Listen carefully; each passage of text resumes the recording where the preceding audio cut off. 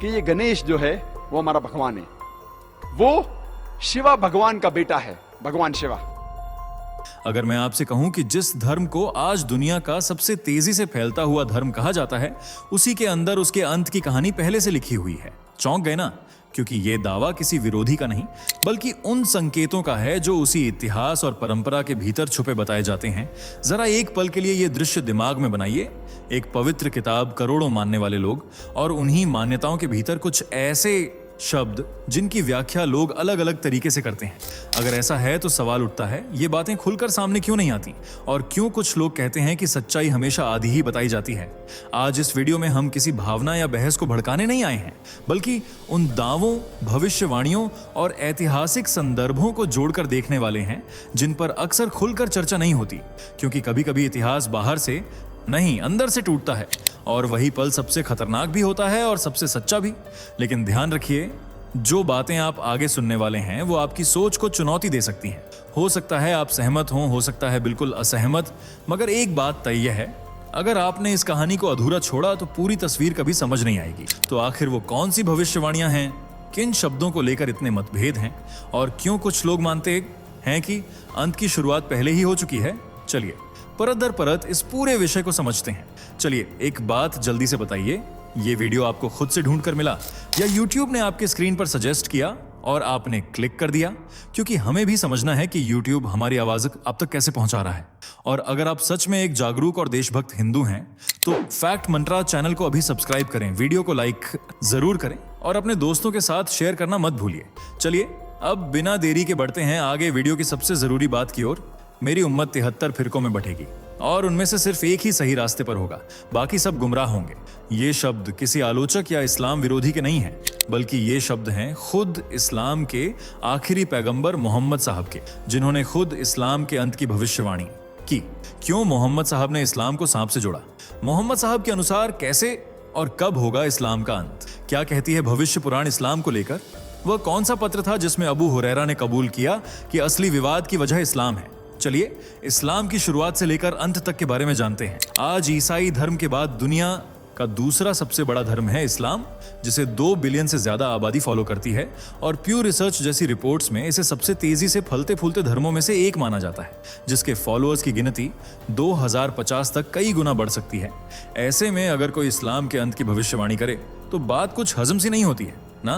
क्योंकि जिस धर्म के अनुयायी साल दर साल बढ़ रहे हैं, इस्लाम का प्रचार प्रसार कर रहे हैं, वह धर्म भला कैसे खत्म हो सकता है? लेकिन अगर हम कहें कि इस्लाम के अंत की भविष्यवाणी खुद इस्लाम के आखिरी नबी मोहम्मद साहब ने की थी, तो बेशक ये भविष्यवाणी आज कई लोगों से छुपी हुई है, क्योंकि मुस्लिम कभी अपनी खामियां और कमियां दुनिया के सामने उजागर नहीं होने देते, जबकि उनके धर्म के अंत की भविष्यवाणी उन्हीं ग्रंथों में दर्ज है जिन्हें वे सबसे पवित्र मानते हैं और खुलकर उनका बखान करते हैं। लेकिन ये भविष्यवाणी हमेशा से छुपाते आए हैं। मुसलमान कभी ये कबूल नहीं करते कि इस्लाम की नींव शांति, उपदेश या आध्यात्मिक विचारधारा पर नहीं, बल्कि लहू की धाराओं पर रखी गई थी। इस्लाम के प्रचार का मकसद सिर्फ धर्म को आगे बढ़ाना नहीं, बल्कि अपनी हुकूमत कायम करना था, फिर चाहे वह इस्लामिक सोच से हो या तलवार की नोक से। और ये क्रूर मानसिकता 7वीं शताब्दी से कायम है। नबी के समय में भी कई खूनी जंगें लड़ी गई थीं, जिनमें उहुद, बद्र, खंदक सबसे प्रमुख और खौफनाक रही हैं। और मुसलमानों को शुरू से यह सिखाया गया है कि इस्लाम के विस्तार के लिए सिर्फ वचन या आध्यात्मिकता जरूरी नहीं है, बल्कि शक्तिशाली आक्रमण भी जरूरी है। अगर कोई इस्लाम शांति से कबूल न करे तो जोर जबरदस्ती और जंग करके उस पर इस्लाम को थोप दो।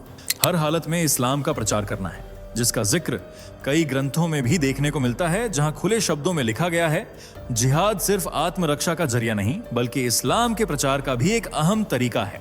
इसी सोच की वजह से अरब सेनाओं ने कई देशों में हाहाकार मचाया, लाखों करोड़ों लोगों की जान ली, और जब सवाल खड़े हुए तो इन हमलों और युद्धों को जिहाद का नाम देकर टाल दिया गया। लेकिन सच्चाई और मानसिकता क्या थी, आज पूरी दुनिया अच्छे से जानती है, और शायद इन्हीं कर्मों का फल है कि आज इस्लाम का पतन हो रहा है। मुसलमान आपस में ही लड़ मर रहे हैं और अलग अलग टुकड़ों में बंट गए हैं, जैसा कि मोहम्मद साहब ने प्रेडिक्ट भी किया था। मोहम्मद साहब ने कहा था, मेरी उम्मत 73 फिरकों में बटेगी और उनमें से सिर्फ एक ही सही रास्ते पर होगा, बाकी सब गुमराह होंगे। अगर ये बात किसी आलोचक या गैर धर्म के व्यक्ति ने कही होती तो तलवारें उठ जाती, और मुस्लिम कभी इस बात को कबूल नहीं करते। लेकिन ये भविष्यवाणी खुद मोहम्मद साहब ने की थी, जो आज के मुस्लिम समाज का आईना है, जिसका प्रमाण देखने को मिलता है अब्बू दाऊद की हदीस जिल्द 3 किताब 40 और हदीस 4744 में, जिसमें बताया गया है कि मोहम्मद साहब ने कहा था, यहूदी 71 फिरकों में बंटे, ईसाई 72 में, लेकिन मेरी उम्मत 73 फिरकों में बंट जाएगी। और आज भविष्यवाणी सच होती दिख भी रही है। आज इस्लाम सिर्फ समुदाय नहीं रहा, बल्कि ये छोटे छोटे समूहों में बढ़ चुका है, जैसे शिया, सुन्नी, वहाबी, बरेलवी, इस्माइली, देवबंदी, सूफी, अहले हदीस। ऐसे तमाम समुदाय हैं जो इस्लाम से जुड़े होने के बाद भी एक दूसरे से बिल्कुल अलग सोच रखते हैं। भाई भाई होने के बाद भी एक दूसरे को नीचा दिखाने की कोशिश करते हैं। और सोचिए, जब मुसलमान ही मुसलमान के खिलाफ खड़ा है, तो क्या इस्लाम अपने पतन के द्वार से नहीं गुजर रहा है? हर फिरका अपने आप को सच्चा और अपनी सोच को सही बताता है, जबकि दूसरे फिरके को गलत रास्ते पर चलने वाला फिरका कहता है। जबकि मोहम्मद साहब ने साफ कहा है कि 73 फिरकों में सिर्फ एक ही सही राह पर होगा। तो क्या बाकी 72 फिरके गुमराही के दलदल में गोता लगा रहे हैं? दूसरों को गुमराह कहने वाले क्या खुद गुमराही के रास्ते पर चल रहे हैं? अगर हाँ, तो क्या इस्लाम खुद अंदर ही अंदर कमजोर नहीं हो रहा? और अगर ये यूं ही अलग अलग विचारधाराओं में बटा रहा, तो क्या ये लंबे समय तक अस्तित्व में बना रहेगा? तो इसका जवाब है नहीं। आज बेशक दुनिया में 57 मुस्लिम देश हैं जहां मुसलमान मेजोरिटी में रहते हैं, लेकिन फिर भी यहां शांति नहीं, बल्कि अराजकता, युद्ध, आपसी कलह और मतभेद जैसा माहौल बना रहता है। हर मुस्लिम देश आज युद्ध मैदान में उतरा हुआ है और सामने खेमे में दुश्मन कोई और नहीं बल्कि मुसलमान ही है। अफगानिस्तान में तालिबान, सीरिया में गृह युद्ध, इराक में आतंक, पाकिस्तान में उग्रवाद और आतंकवाद का फैला जाल। हर जगह एक ही धर्म के अनुयायी एक दूसरे के खिलाफ खड़े हुए हैं और खुद को सही बताकर एक दूसरे का खून बहा रहे हैं, जो इस्लाम के पतन का एक संकेत है। इस्लाम का इतिहास किसी दर्शन या आत्मज्ञान की यात्रा नहीं रहा है, बल्कि इसे एक सशस्त्र आंदोलन की तरह देखा जाता है जिसने चारों तरफ अराजकता और कट्टरता फैलाई है। और खुद सहाबाओं ने कबूल किया है कि इस्लाम के आने के बाद ही कलह ज्यादा बढ़ा है, जिसका जीता जागता सबूत है एक ऐतिहासिक पत्र जो हजरत अली ने मुआविया को लिखा था, जिसे नहजुल बलागा में संकलित किया गया था। हजरत अली ने इस पत्र में अपने दिल की बात को शब्दों के जरिए बयान किया था और मुआविया से कहा था कि इस्लाम से पहले हम एक थे, अरबों में एकता थी, लेकिन जब इस्लाम आया तभी से हमारे बीच मनमुटाव, पाखंड और संघर्ष बढ़ते चले गए।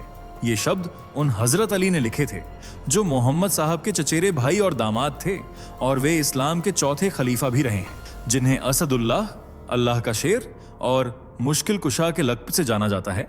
वे पहले ऐसे बच्चे थे जिनकी पैदाइश खाना काबा में हुई, और बच्चों में सबसे पहले इस्लाम कबूल करने वाले भी हजरत अली ही थे। इस्लाम में उनका ओहदा बहुत ऊंचा है। ऐसे में हजरत अली का इस्लाम को लड़ाई और वाद विवाद की वजह बताना कितना गंभीर है, ये आप समझ सकते हैं। हजरत अली ने इस पत्र के जरिए इस्लाम का असली चेहरा दिखाया था। और सिर्फ यही नहीं, इस्लाम के कई पवित्र ग्रंथों में यह भी लिखा है कि कई मस्जिदें सिर्फ इसलिए बनाई जाती हैं ताकि दूसरों को नुकसान पहुंचाया जा सके और आतंकवाद की योजना बनाने का एक मुख्य और सुरक्षित ठिकाना मिल सके। ये सच आपको कुरान शरीफ की सूरत अल तौबा 9 707 से 708 के बीच पढ़ने को मिल जाएगा।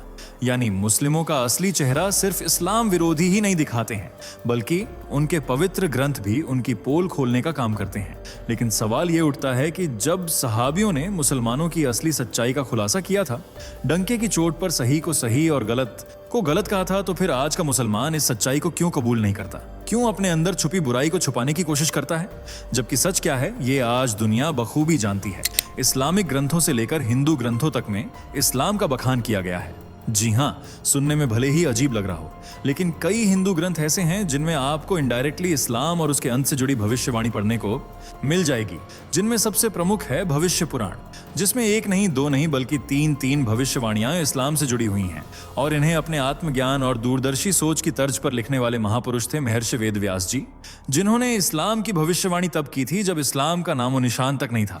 लेकिन आगे चलकर न सिर्फ इस्लाम का उदय हुआ, बल्कि हर वो बात सच साबित हुई जो महर्षि वेदव्यास जी ने अपनी भविष्यवाणी में लिखी थी। जैसे भविष्य पुराण खंड 3 अध्याय 3 में लिखा है, असुरों के वंश से उत्पन्न ये धर्म युद्ध और रक्तपात को पूजा मानेगा। इससे जुड़े लोग खुद को धर्मात्मा कहेंगे, लेकिन उनका आचरण अधर्म को जन्म देगा। ये लोग गौ हत्या करेंगे, स्त्रियों को पर्दा पहनाएंगे और मूर्ति पूजकों का नाश करेंगे। ये धर्म एक समय तक फैलेगा, लेकिन फिर आपस में ही विभाजित होकर समाप्त हो जाएगा। इस भविष्यवाणी में इस्लाम के उदय का पूरा जिक्र डिटेल में किया गया है। साथ ही मुस्लिम अनुयायियों की सोच और आचरण पर भी प्रकाश डाला गया है। सिर्फ यही नहीं, ये भी बताने की कोशिश की गई है कि इस्लाम के अंत की वजह कोई बाहरी नहीं होगी, बल्कि मुसलमान आपस में ही बट जाएंगे और यही विभाजन इस्लाम के अंत की सबसे बड़ी वजह बनकर उभरेगा, जैसा कि आज हो रहा है। और मोहम्मद साहब ने भी 73 फिरकों में मुसलमानों के बंटे होने का जिक्र किया है। इसी विभाजन के कारण इस्लाम न सिर्फ कमजोर हो रहा है, बल्कि अपने अंत की कगार तक भी पहुंच रहा है। गौ हत्या करना इस धर्म की पहचान है और महिलाओं को पर्दे में रखना मुसलमानों की शान। वे मूर्ति पूजा को गलत बताते हैं और मूर्ति पूजकों को काफिर। इसलिए ये भविष्यवाणी इस्लाम और उसके अनुयायियों पर एकदम सटीक बैठती है।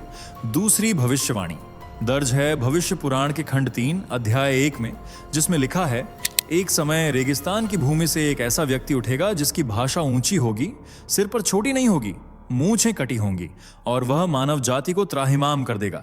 वह अपने अनुयायियों से कहेगा कि वे अपने लिंग के अग्रभाग को काटें और गैर मुसलमानों को समाप्त करने की कोशिश करें। उसका नाम मोहम्मद होगा और उसका धर्म पैशाच धर्म कहलाएगा। अगर आप ध्यान दें तो ये सभी लक्षण आपको इस्लाम के अंदर देखने को मिल जाएंगे, जहां रेगिस्तान की सरजमीन पर मोहम्मद साहब का जन्म हुआ था। उन्होंने जिहाद करने को सही रास्ता बताया था और बिना मूंछ के दाढ़ी रखने की सलाह दी थी। आज उन्हीं की विचारधारा पर इस्लाम आगे बढ़ रहा है और जैसे तौर तरीके और नियम इस्लाम में फॉलो किए जाते हैं, वही इस भविष्यवाणी में भी बताए गए हैं। तीसरी भविष्यवाणी के संदर्भ में भविष्य पुराण के खंड 4 अध्याय 2 में लिखा है, जब कलयुग का मध्यकाल होगा तब यह धर्म पृथ्वी पर प्रबल होगा, लेकिन जैसे ही इसका प्रभाव चरम पर पहुंचेगा वैसे ही एक श्वेत योग का आरंभ होगा और यह धर्म उसी भूमि में सिमट जाएगा जहां से इसकी शुरुआत हुई थी। उसका झंडा गिर जाएगा। और ऐसी ही एक भविष्यवाणी खुद मोहम्मद साहब ने भी की थी, जिसका जिक्र सहीह बुखारी में हजरत अब्बू हुरैरा ने किया है। जी हाँ, वही अब्बू हुरैरा जिन्हें पैगंबर मोहम्मद के सबसे करीबी साथियों में से एक माना जाता है और उन्हें इस्लाम में सबसे ज्यादा हदीसें बयान करने के लिए भी जाना जाता है। उन्होंने अपनी पूरी जिंदगी नबी की बातों को सुनने और याद करने में बिता दी थी। ऐसे ही एक बार प्रॉफिट मोहम्मद ने उनसे कहा था कि इस्लाम धीरे धीरे सिकुड़ता जाएगा और आखिर में मक्का और मदीना तक सिमट कर रह जाएगा, जैसे कोई सांप अपने बिल में लौट आता है। यानी इस भविष्यवाणी में मोहम्मद साहब ने इस्लाम को सांप से जोड़ा था, जो सांप फन फैलाकर दूसरों को डराता है, अपनी ताकत का प्रदर्शन करता है, खुद को सबसे ताकतवर मानता है। आखिर में थक जाने पर वह अपने बिल में चला जाता है। ठीक इसी तरह इस्लाम का प्रचार भले ही बड़े पैमाने पर तलवार की नोक पर हुआ हो, कई देश आज इस्लामिकता में रंगे हों, इस्लाम खुद को सबसे बड़ा धर्म मानता हो, लेकिन आखिर में वह भी अपने बिल यानी सऊदी अरब में सिमट कर रह जाएगा, जहां से इसकी शुरुआत हुई थी। वैसे आपको क्या लगता है, क्या इस्लाम का अंत नजदीक है? क्या यह धर्म कभी पूरी तरह से खत्म हो पाएगा? अपनी राय कमेंट बॉक्स में जरूर बताएं। अगर वीडियो पसंद आई हो तो इसे लाइक और शेयर करें। साथ ही चैनल से जुड़े रहने के लिए चैनल को सब्सक्राइब करके बेल आइकॉन को प्रेस कर लें। धन्यवाद। दोस्तों, आपके स्क्रीन पर 2 और वीडियो दिख रही हैं, जिसे देखने के लिए आप स्क्रीन पर क्लिक करें। दोनों देखिएगा, बहुत अच्छी वीडियो बनी है।